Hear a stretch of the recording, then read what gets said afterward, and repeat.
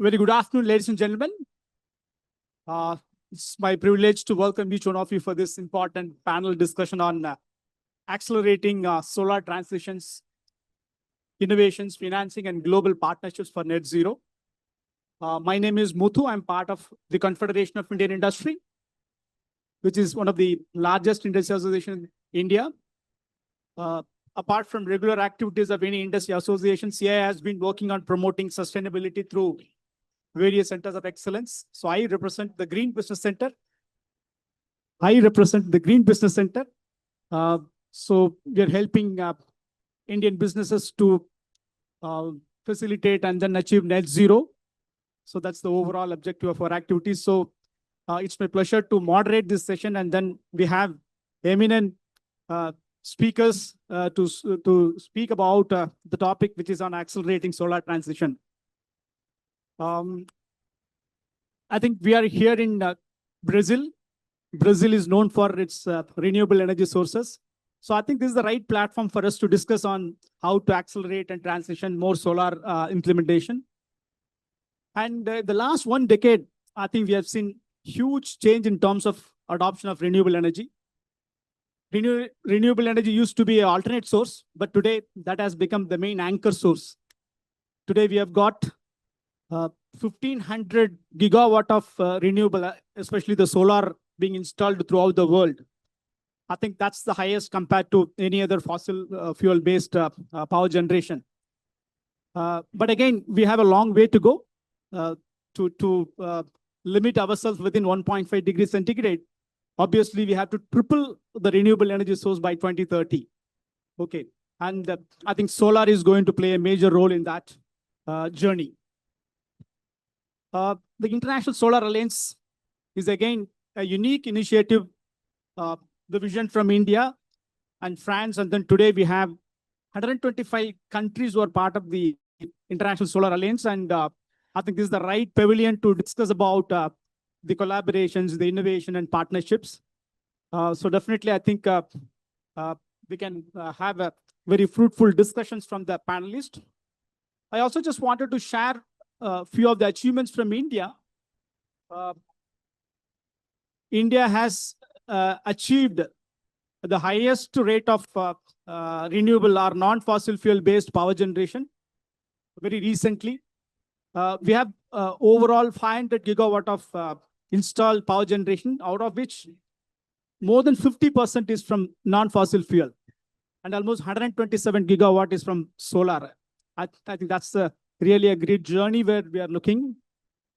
And definitely, I mean, again, India also having a huge target of adding 500 gigawatt of non-fossil fuel-based energy source by 2030. And when you look ahead in terms of achieving these high numbers in terms of installation of solar, obviously we have to look at innovation from different angle, not only the technology, even the financing, and then collaborations. I think we have to look at innovation as a major important pillar to achieve this transition. And then definitely financing is going to be another major important pillar. So how are you going to mobilize the funding and the blended finance? All those things are going to be very important. So we'll be discussing the innovation and financing. Obviously, we are here in the ISA pavilion, so we are looking for more collaboration between countries, especially the South-South. So we have 3 exceptional speakers today with us. So I would like to introduce Dr. Ajay Mathur, former Director General of International Solar Alliance. He was the first Director General of International Solar Alliance from 2021 to 2025. Dr. Ajay Mathur is a distinguished, I think, global community in terms of the climate and energy.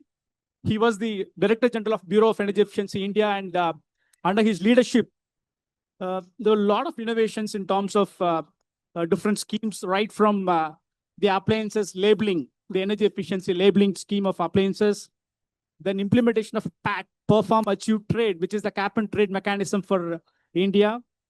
And of course, he was also a global climate diplomat in terms of part of the India's negotiating team in Paris. So I think we have a very distinguished person with us today to talk about the adoption of solar and accelerating solar. A warm welcome to Dr. Ajay Mathur. Next, we have Mr. Amod Anand. He's the co-founder and CEO of Loom Solar. Loom Solar is a very innovative company. It's one of the fastest growing company solar field in India. And they have very innovative way of implementing solar rooftop for house, commercial establishments, and also MSMEs. I think we are going to hear from you what kind of innovation you have been doing, and then what is your future aspiration in achieving a higher level of adoption of solar. And we have Ms. Julia Sudar. Great to have you, Ms. Sudar.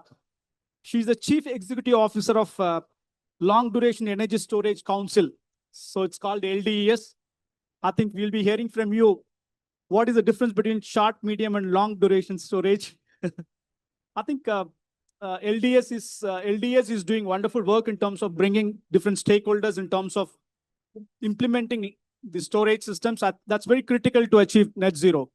I think your perspective is going to play a major role in terms of discussions. Ms. Julia is having more than 20 years of experience in multiple areas like clean energy, grid operations, policy development. And she's right now based out of Washington, D.C. Thank you, Ms. Julia, for being part of the panel. So with this brief introduction, I would like to invite each of the panelists to share their perspectives for about 8 to 10 minutes.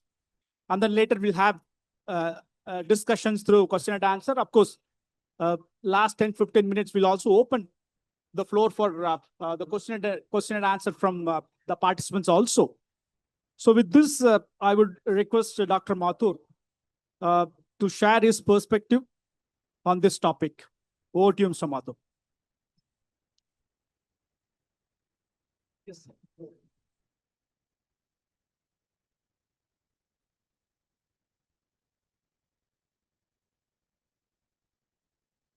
Thank you very much. Thank you very, very much, Muthu. I can't tell you how delighted I am to be here. The first point that I'd like to, well, let me say that there are 2 points due to which I believe that as far as innovation, financing, and global partnerships are concerned, they are guided by these 2 sets of principles. The first is what I call the imbalance principle. We have seen a huge amount of imbalance as far as investment is concerned, as far as technology is concerned, and as far as geographical supply is concerned. And let me focus on this a little bit. What we are looking at is investments. We've got huge amount of investments flowing in the solar sector, about 400 billion in 2023, 285 billion in 2022. So 285 to 400 from 2022 to 2023. Huge growth. So money is not the issue. The problem is that the vast amount of it went to the OECD countries and China. Less than 2% of it was attracted to Africa. So this is the investment imbalance that I want to talk about. The second is the technology imbalance. Thanks so much. And the technology imbalance is because we've got a far, far greater investment in large plants. Approximately 55% of the investment we have is in large plants. Over homes, we have something like 44%. And less than 1%, or slightly more than 1%, I'm sorry, is for other decentralized applications. So this is the second imbalance, the technological imbalance. The third imbalance is that of geographical supply. We have seen that the vast amount of solar equipment, whether it is polysilicon or ingots and wafers, much less of solar cells and modules, comes from one country, China. And that creates a problem as far as the supply chain is concerned. So there are times of the year when you won't get supply, for example, in large parts of Africa, because of the kinds of long supply chains that occur. To me, these three imbalances lie at the heart of what can we do. The second set of issues that we need to look at is that I'm looking at least four kinds of countries. You have the OECD. The OECD obviously is a low risk area, but more importantly, the OECD is an area where you have got an adequate amount of supply. So during the day, you can add solar, the demand is not increasing, and the existing capacity meets the needs during the evening. This is a huge advantage. But when you come to the developing countries like Brazil, like India, then you have a problem because the demand is increasing and it is increasing in the day and at night. Solar can meet our needs during the day, but what happens at night? So distribution companies used to come to me and say, listen, what do you want us to do? Set up solar? It'll meet the needs during the day, but what about night? I need to set up more capacity during the night. Oops, if I set up coal for the night, I can meet it during the day as well. What it implies is a different kind of challenge. The third thing is the developing countries where the grids are not complete. At the Solar Alliance, we have done an exercise where we found that the cost of enhancing energy access is cheaper when you set up solar mini grids, that means solar and batteries, rather than extending the grid to meet the demand more than 10 kilometers away from the grid. Right? This implies that for these kinds of countries, the goals, and I would suggest, therefore, the innovations, financing, and global partnerships are very different. The last is the small island states. And nobody was more surprised than I when we went from the large island of Fiji to the small island of Fiji, because we went in a fast boat. That fast boat was powered by diesel. Where were the electric boats? There were no fast electric boats. They will be developed like the Embraer in Brazil. They will be developed in the US. They will be developed in India. And they will go to the small island states. In other words, the kinds of cooperation that this needs is very different. So what I would like to suggest is that we have got these four kinds of countries and we've got three imbalances. How do we merge these? In my view, one of the key areas that we want to have to focus on is expand the value chain so that it's bigger in size. So the JVs for cells and batteries is something that you will see you need across the world. And please note that I say JVs because while China has an existing investment in both capacity and in the new development of technologies, what we would like to see is that they are all over the world. We can get best kind of interaction by focusing on JVs rather than new companies. As far as the second is concerned, the large developing countries, which includes Brazil, which includes India, which includes Indonesia, well, we are talking of three kinds of things. Obviously, the JVs, obviously. But we are also looking at guarantees. You see, one of the biggest problems once you move out of the OECD is that the cost of money becomes very high. And you've got the problem that if money is very expensive and you've got the renewable technologies where the large amount of money is the first cost, you need cheaper money. The only way this can occur is if we have guarantees by the developing countries, by the large developed countries, to focus on bringing down the interest rate, bringing down the cost of capital, which helps developing countries move ahead. The third is technology development for decentralized applications. As I said earlier, this is one of the key areas where we believe that focus is needed, but development is not occurring, investment is not occurring. We need to focus on these developments. Where will these developments occur? They will occur in countries like Brazil and India. They're not going to happen in the US because there is no market. It'll happen.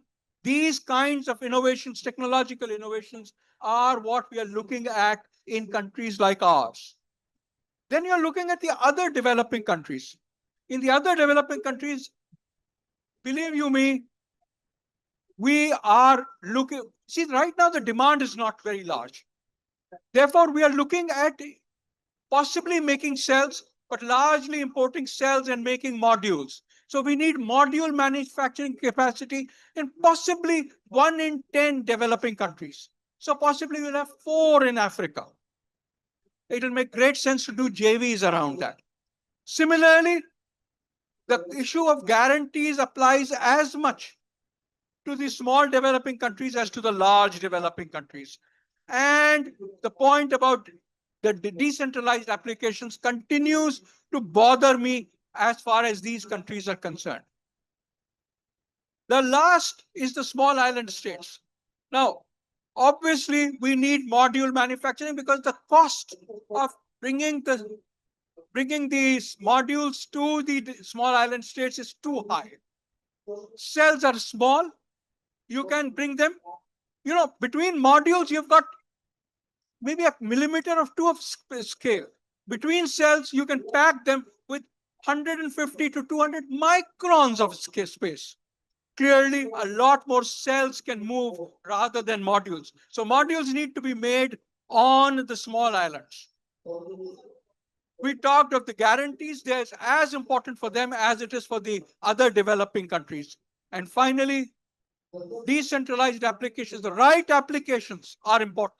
So if you want to get cooperation, you need to be able to get movement on the kinds of decentralized applications, whether it is boats, whether it is the equivalent of diesel gensets, solar gensets.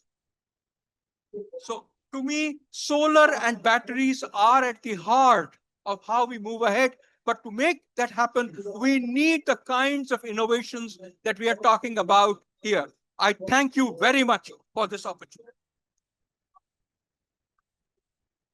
Thanks a lot, Dr. Mathur, for a powerful speech. And definitely you have brought the global perspective.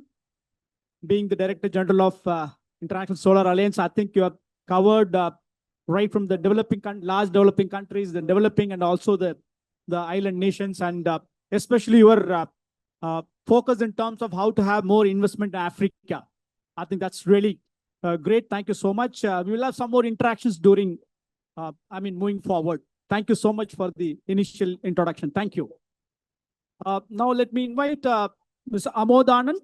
He is the founder and CEO of Loom Solar. Over to you, Mr. Anand. Hello. Hi. Thank you so much.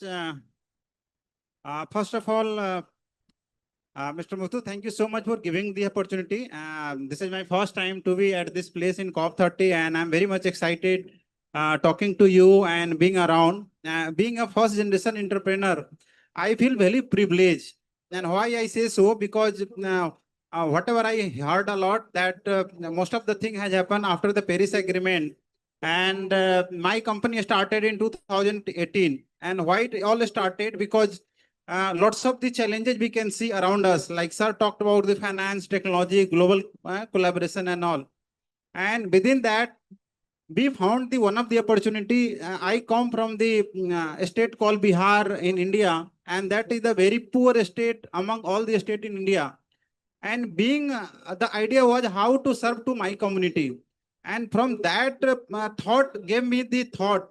And within a short span of time, what the thought was that how to provide the access of not the capital access of the electricity like the 24 by 7.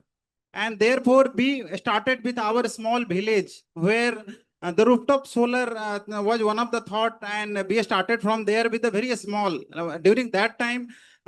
This solar business and the solar is all led by the government and the large solar power park. But our we had no capital and we had no exposure, but the idea was how to serve to my village and to my neighbors. And therefore I started with a very small size of the solar panel, like 10 watt, 20 watt, 50 watt, and started with the solar street light and the street vendor people. And that gave me the courage. And when some of the people started installing in our neighbor, rest of the people also liking it, and their cost of the electricity reduced. Some of them got the advantage of having those electricity during the flood time also. What happens in Bihar, that is a very big problem in Bihar. The flood comes, and during flood time, you will find that the all the electricity pole all are disconnected. But now, if you have a small solar system, at least you can survive even during the night. And that gave me the confidence. So it can be done. And like I said, I come from the northern part of the Bihar, which relates to near to Nepal. And therefore, every year, what kind of the innovation we did in the beginning, the innovation was that how to help to these community, and that was the initial thought only. And every year, like if you see the whole history of this solar energy, you'll come to know that the 1950, the solar technology, particularly the solar cells generation efficiency only was 3%. And with the time, gradually, this all improved. But during last 2 decades, I can tell that billions of dollars has been invested, not by all the country, but particularly one country, that is the China. And that gave the hope to make affordable this kind of the technology. And because of that investment, the to say 15%, then 17%, and now currently we are at 25% solar cell efficiency, and within a few years this will arrive to 30%. So the technology shifted from poly technology to mono technology to monopar to topcon technology, and then now we are talking HJT, and going forward perovskite technology. Lots of the university, I think I heard Mumbai and Delhi and some other universities are doing lots of research on that. So this is the some of the development has happened. So now talking your topics are on the technology and the finance and the geography. I just want to carry forward. So the another point that I think this solar cell, the way the efficiency will go up, the cost of this the solar panel will also come down, since we are in the similar business, solar panel manufacturing. So the problem that I'm sharing, which is the real and on the ground, which is happening to us. And the other big opportunity and with the challenge, I can say that is happening right now is the solar storage, energy storage. This storage we heard a lot, particularly in the Europe and all that there is a need. But I can say with my pride and confidence that the lots of work happening right now in India. If you look at the solar business, like sir said that India had the solar, the total installed capacity of 500 gigawatt, 50% is renewable, almost now more than 100 gigawatt from the solar energy. Similarly, in the storage side also, the 7 gigawatt hour is already installed, and the government of India is targeting around 300 gigawatt hour. And right now, not even a single tender is coming without the solar storage. And almost at least 20%, the blended solar storage has become mandatory by the government. So all the new solar power plant and park which is coming with the solar storage only. Other than this, since we are in the business of rooftop solar and the residential solar, I can see there is a huge demand, particularly the hill station area, particularly those area where there is a very cold place. So this kind of the energy storage is going to play the big role. And if I have seen the recent trend on the cost side also. In last 3 years, every year the cost of the storage is coming down almost by 10 to 15%. Now in China, you see the per kilowatt hour is coming around USD $50, which is a very good, I say, achievement. And going forward, the target of the government of India of 300 gigawatt hour, I can see that it is really achievable. The other point that I want to highlight that the new industry which is coming up, and particularly from the India perspective, that is the hydrogen. Because what is happening, all the big consumption, I am talking about the steel plant, I am talking about the cement plant. This cannot run through the storage and the solar. It has to come from the any a heavy kind of the system, and the hydrogen has to play a very big role. And I am very privileged and proud to say that the government of India is running the lots of the subsidy and the scheme, and lots of the announcement has been done in the hydrogen side also. Other than this, I have noticed, particularly in the India, that the government of India is also working on the smart grid. You must have seen that there is a huge program running on the smart meter. So you can run your grid as per your convenience. If you want to switch on, you can switch on. If you want to switch off, then you can switch off the grid. Those kind of the facility government of India is going to provide in the coming years. The other point that I want to highlight, that about the related to the finance. Since finance has been always a big challenge, but even some country has got a success, and India is one of the big example. And why I'm saying so? Because 20 years back, right, the government of India was totally dependent on thermal and the different the fossil fuel technology. Now almost 50% has been achieved, and this has been because of this private investment and the kind of the new announcement has come from the India. We are hopeful that this new 250 gigawatt, almost 50 gigawatt, is adding every year. That kind of the announcement. And why I'm saying so? Because earlier government of India was totally dependent on the China. Anything happens, any solar installation or solar park was used to develop, all the equipment has to come from the China only. But now the scenario has changed. Why? Because the government of India has announced PLI scheme, performance link incentive, and therefore lots of the new company like us who have survived and who are growing every year, almost 100% year. Our company is growing almost USD $100 million is the revenue, around $1 billion kind of the valuation of our company within an 8 year of time, because of this kind of the government support, regulatory support. I think helping to us. The other thing that I want to highlight going forward, how the finance of the new investment should look like. So I am saying the company and the government will also move from the capex model to opex model. It means, suppose I don't have a roof. So can I use my solar electricity? Yes or no? So I can use, if I can use pay as you go kind of the model where I will pay only as much I will use. So those kind of the initiative, the OPEX model is going to be very helpful in the near future. Other than this, I have also observed the government of India and some private companies also offering lots of the green bond. And that bond is a very cost effective. And therefore, the lots of the new investment is coming in this area. And the last point that I want to touch upon about the global partnership, and because of this, I'm also here. So I'm also meeting lots of the technology company and some of the people who have done lots of the innovation, because India is a very good in the service industry, but currently they are lagging some part in the manufacturing, particularly in the R&D side. And company like us who wants to bring the new technology to India in a partnership way. And therefore, I am very positive and very hopeful that we will meet some of the organization who are very much positive towards India investment, and we can work towards in this regard. So this is all about me. Thank you so much. Thank you so much, Mr. Anand. I think your story is incredible. I think you started in a small way, and that too, first-time entrepreneur from a small village in Bihar, and today you are a $100 million US company. I think you are definitely, your story is incredible, and you're also really innovative, and that's the reason your growth is also very high. Thank you so much for your initial introduction. We'll come back to you on some of the questions later. Now I'll move on to Ms. Julia Suder, CEO of the LDS Council.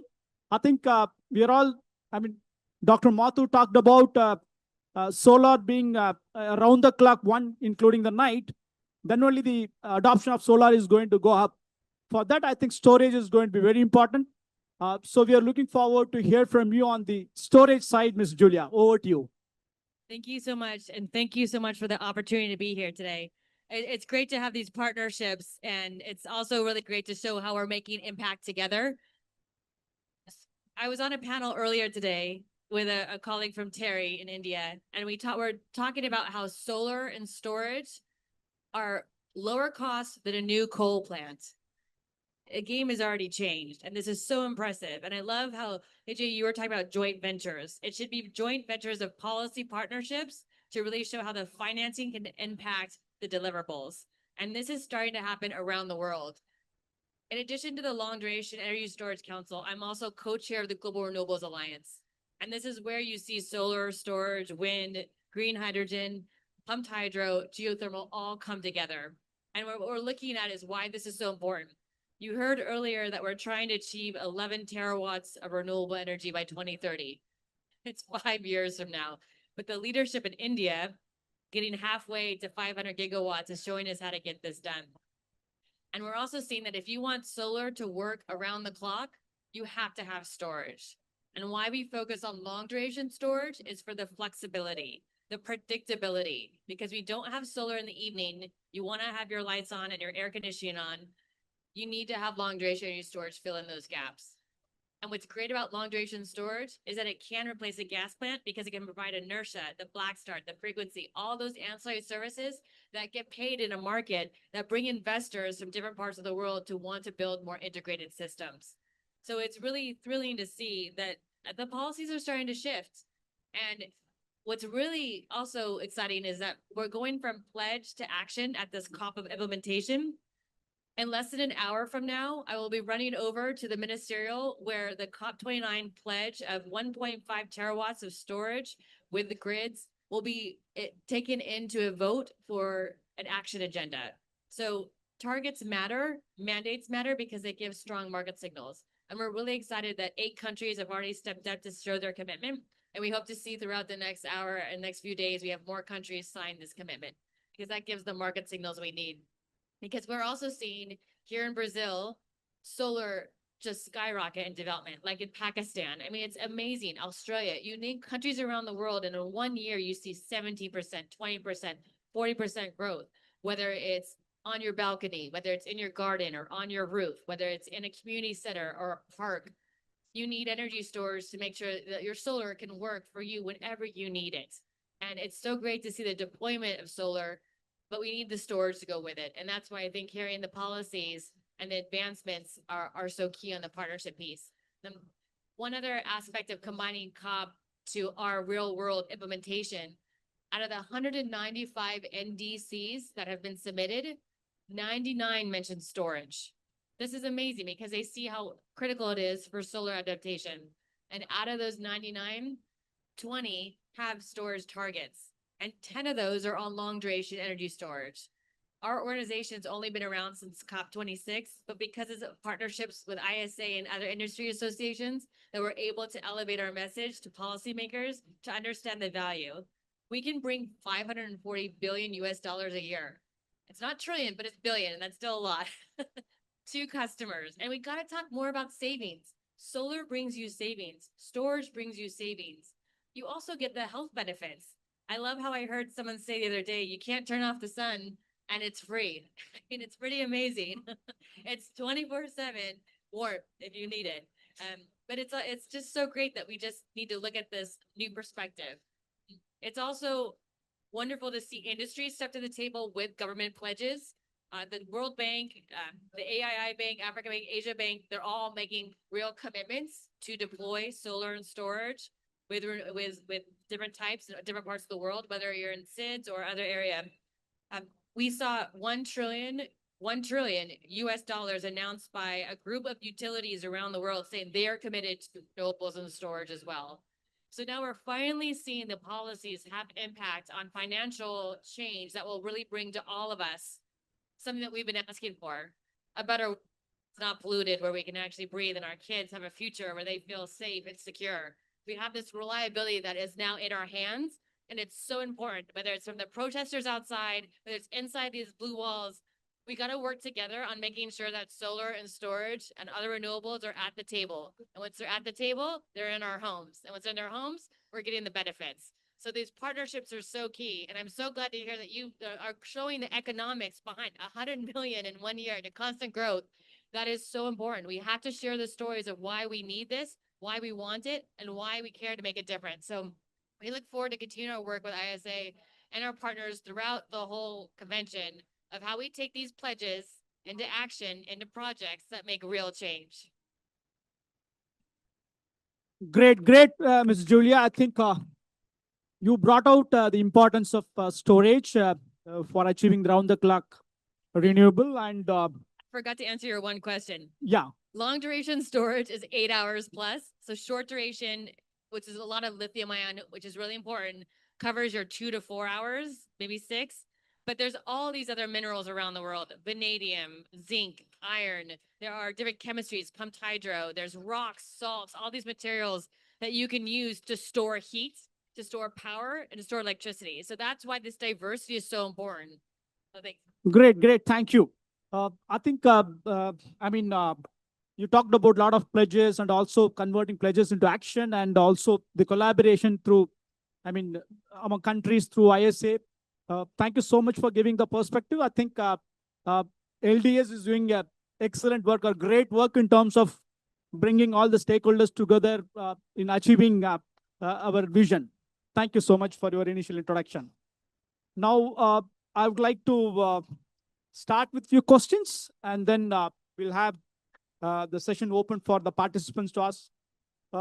Dr. Mathur, you talked about most of the investments are going to OECD, and then you talked about how to get the investment in the developing countries, especially the global south.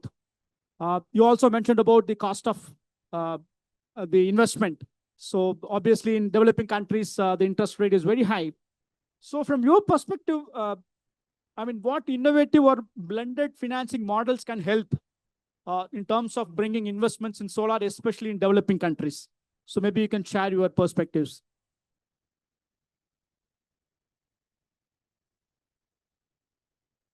Yeah.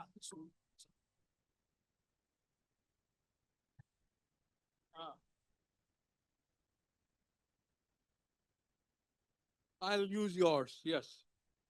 And देखो यार आमोद कुछ ना कुछ होता. So Muthu, to answer your question, one of the key issues, as I mentioned, was guarantee. You know, there are three kinds of risks due to which money does not come from the OECD countries to our countries. And these three kinds of risks are: number one, the macroeconomic risk, because of which our currency depreciates vis-a-vis hard currencies, the dollar or the euro or the pound. And you know, this is anywhere between 3% to maybe 5 to 6% a year. There are some where it is much more, but let me say between 3 and 6%. The second is the risk of the payment which is made by the counterparty, payment which is made by, say, the distribution company or you and I to the person who has invested. That's the second risk. The third risk is that the technology doesn't work. Now, typically what happens is that as far as the third is concerned, I will turn to Amod and say, I'm moving this risk back to you. If it doesn't work, it's your problem. I will not pay. And so the investor is protected that if he invests and the solar doesn't, and the solar and the battery don't work, then that goes to the user, to the supplier. That's number one. Second kind of risk is where I have a feeling that the person will not pay or the distribution company will not pay. I think the best way around this is to create a first loss guarantee program. We created a first loss guarantee program for energy efficiency in India, and we found that approximately 17% of the total guarantees were called. So if there was 100, 17 were called. So if there is but what it did was it reduced the cost of capital by somewhere between 2 and 3%. So this is, to me, one of the key issues that we need to push so that commercial money will move. The third risk is the risk of the currency depreciation. Here, all that we are doing, everything, is because it lowers the carbon emissions. If it lowers the carbon emissions, it is possible to get carbon credits out of it. Can we link the carbon credits to the depreciation of, say, the Brazilian currency or the Indian currency or the Ghanaian currency with the compared to the dollar or the pound or the euro? I think we can. So unfortunately, there aren't mechanisms available in the market which can link the carbon credits to the taking up of the depreciation risk. But my feeling is that together with the guarantees and with these kinds of instruments which are based on the carbon credits, we can move to a future where the risks are covered. Sorry, it was a long answer. Fine, I think it's very important and critical point you made. Even how to link with the carbon credit so that, I mean, that benefit is also added into the user. Now I'll move on to Mr. Anand. You talked about, I mean, you are one of the successful companies from India in terms of bringing most efficient technology and also manufacturing modules within the country. I think most of the other countries also will be looking for similar, I mean, entrepreneurs to start working on. So I just wanted to know from you, I mean, India as part of its overall Vision 2047 or Vikshit Bharat, Atmanirbhar Bharat. So we want to manufacture on our own. Okay. So what kind of, I mean, change or required in terms of having more and more manufacturing within the country? What kind of a supply chain we need?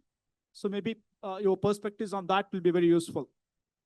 No, thank you so much. And this is the very right question in the right environment right now, because see, as I said earlier also, if you look at last 25 to 30 years, government of India and the business in the India was totally service-led industry. Now, the government of India has lots of pressure in terms of the employment generation, and the manufacturing can play a very pivot role in the manufacturing. And therefore, even after the COVID, you see the first big policy that was announced that we call the PLIA scheme.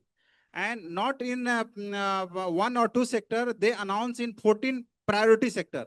And solar is also one of the priority sector, which includes solar, wind, hydrogen. And therefore, all the new technology, including the AI semiconductor, it is not in the policy, it is on the ground. You see the actual manufacturing is happening. So, this is not about the government of India. Like India has many states, and each state has a competition to bring lots of the investment, particularly in the manufacturing, and to not to the south region, to the north region, particularly Uttar Pradesh and all. And we have seen the government, particularly the MNC company coming, doing the MOU signing, and within a year time, the factory is getting ready. And that we have never seen in the past.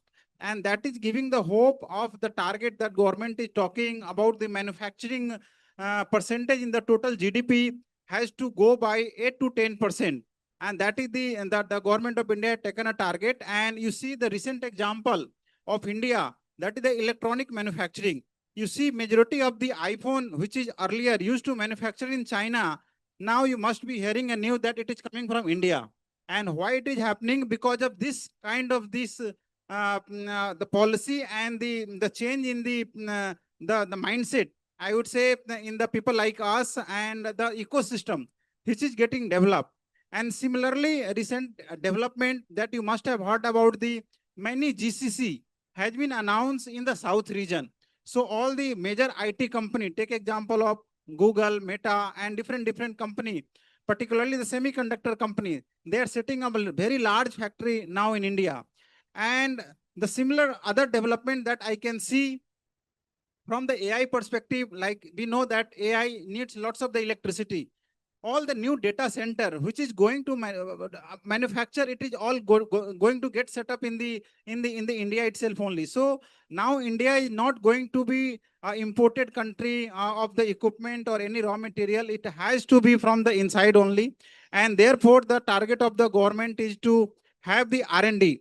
Take example of defense. Earlier most of the defense equipment used to come from the outside India. Now the government of India has set a target in the shipping lines, in the defense sector, that it has to manufacture India, and therefore the support of the finance company also, large investment fund are coming to India and putting the billions of the announcement in the recent time, and therefore it is helping in terms of the GDP growth also. If you look at the GDP growth of India, it is consistently growing, and not in a particular one. You take any particular state only, and most of the states currently are performing more than 7%, 8% plus.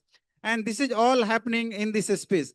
Other sector that I want to talk about, the textile also. So textile provides a very huge opportunity of the employment, and the electronic manufacturing. So these are the some of the segment that I have seen that, and it is all looking from my near to my what I say, that where I live, it is all happening near to that place only. So what I believe that in my generation itself only, maybe within 10 to 15 years, that the aspiration the government of India has taken to achieve the manufacturing country from the service country, and it seems it's going to be possible, and we all are going to be part of that. And you must be surprised to know currently India has more than 100 unicorn.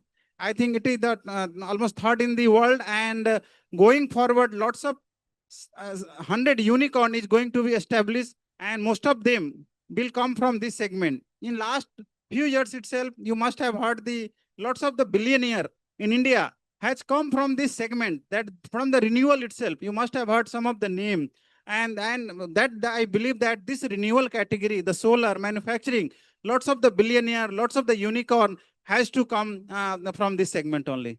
So thank you so much. Thank you. I think important point what you have mentioned is the government role. I think government played a major role in terms of bringing manufacturing within the country. And also, I mean, you mentioned about unicorn. So we wish Loom Energy also soon become a unicorn. Right. Yeah. Now I turn to Ms. Surder. You talked about many NDCs talking about solar.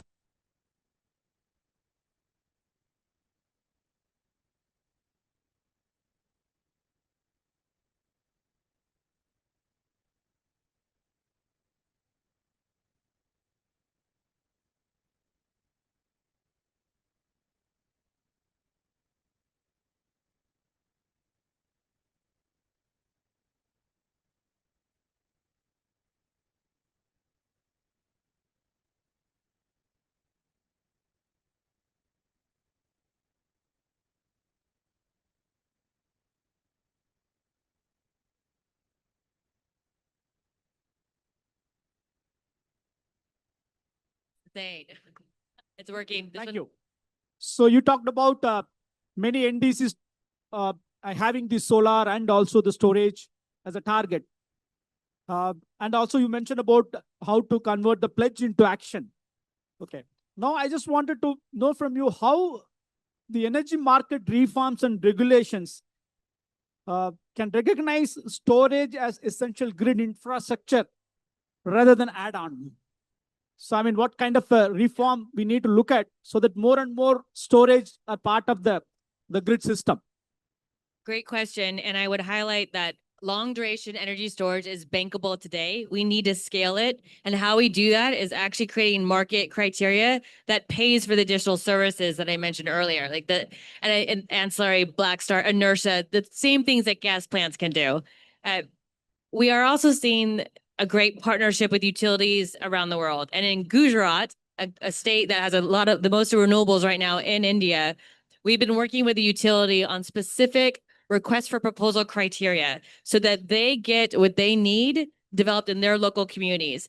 They have very large solar plants, and they want to have a certain type of storage right next door. Then they have their wind and soon to be offshore wind, and they want a different type of storage there. And that's why long duration storage can provide this diversity, which is so critical. So we enjoy working with utilities to set out specific criteria so we don't waste time. So we make sure that every single thing that they need is listed. So when companies compete, they know what they can offer. And that matchmaking is so critical because there's so many biases out there of, well, can you do this or that? And then it's a missed opportunity. So imagine a giant birthday list that you get everything you want on it, and then you have lots of different things that can come to you because you can really meet all of your needs. So that's one piece.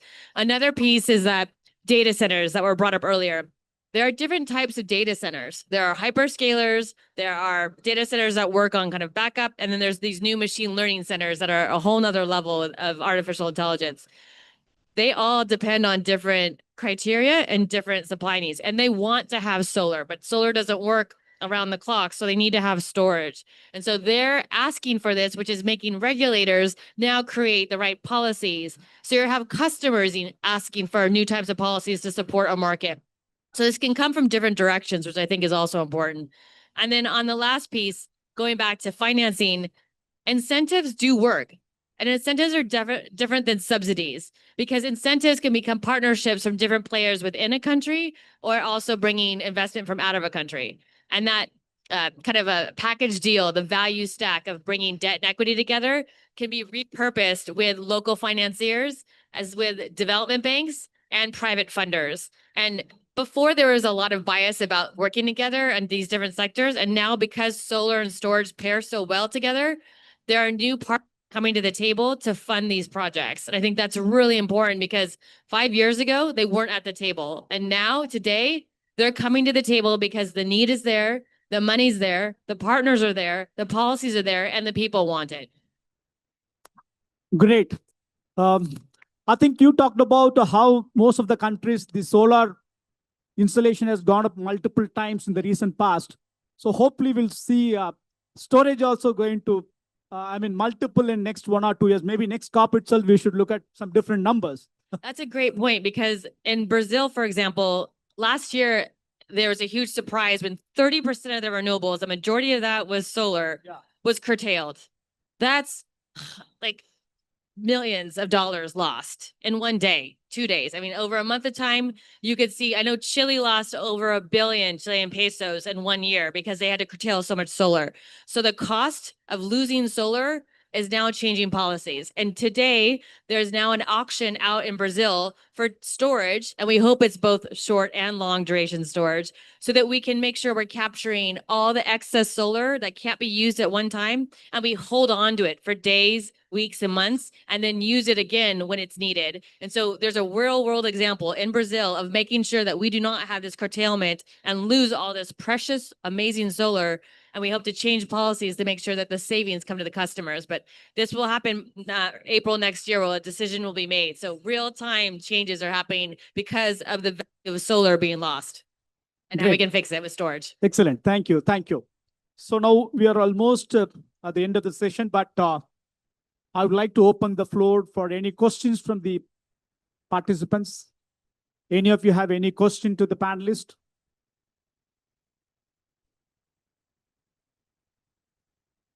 We have some more time, so I think if there are no questions from the audience, maybe 1 minute answer from each one of you. I mean, we are here at COP 30, and we talked about solar acceleration, innovation, financing, and collaboration. On this aspect, what is it you wish that this COP should come out at the end of, on 21st of November? So what is your wish on any of these area? So maybe a minute. Muthu, I believe that guarantees are most important for attracting investment into our countries. They bring down the cost of capital, they enhance the investment, they enhance the confidence of investors, and at the same time, they allow you and I to adopt solar sooner rather than accelerate than later. And this is exactly the definition of acceleration. I believe that getting more and bigger guarantees would help us move the solar agenda ahead quickly. So I just want to add here that, everyone knows today that the cost of the fossil fuel is much, much higher today. It means billions of dollars or millions of dollars we are spending, and we know that the solar, which is reliable, affordable, and even though we are not adopting in a way, the way it should be. You look at the China. In China, hundreds of gigawatt is installed in a year. Similarly, you see the India right now, almost in a single year, it was only 5 gigawatt single year. Then gone to 10 gigawatt, then 30 gigawatt. Now we are talking 50 gigawatt in a single year. For next 5 years, almost 50 gigawatt is going to install. So those government and those policymakers who have understood the benefits of this, it is giving the advantage to the citizen also, and to the government also, and this is also helping in a many ways, not in the business also. You see, we have a factory. So in the factory, what are the big challenge? The big challenge is the cost of transportation and the cost of electricity. Every time when you set up the factory, you say what is the cost of electricity that you go add in the final product. So I mean to say, if the cost of electricity is reduced by 2%, you can reduce the final product cost by 2%. And this is if the India can do, I hope so the other country, particularly the African and other country, can adopt. And the implementation of this technology, which is known now, because this technology we are using for almost how much? 25 to 30 years. And in a big way, the people are using. So we must adopt, I think, that I want to say. Thank you. My wish is that India adopts a long duration energy storage target, and that will become a reliability asset to the country.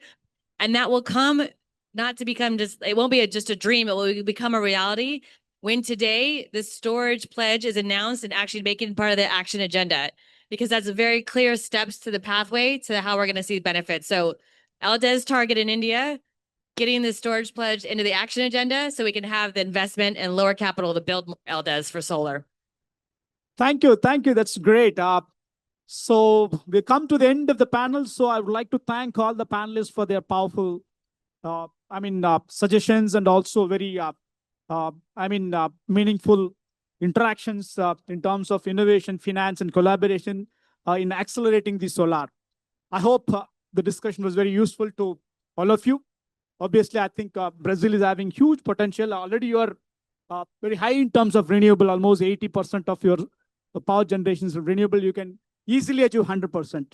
So with this, I would like to conclude this panel. Once again, thank you all for your time and suggestions.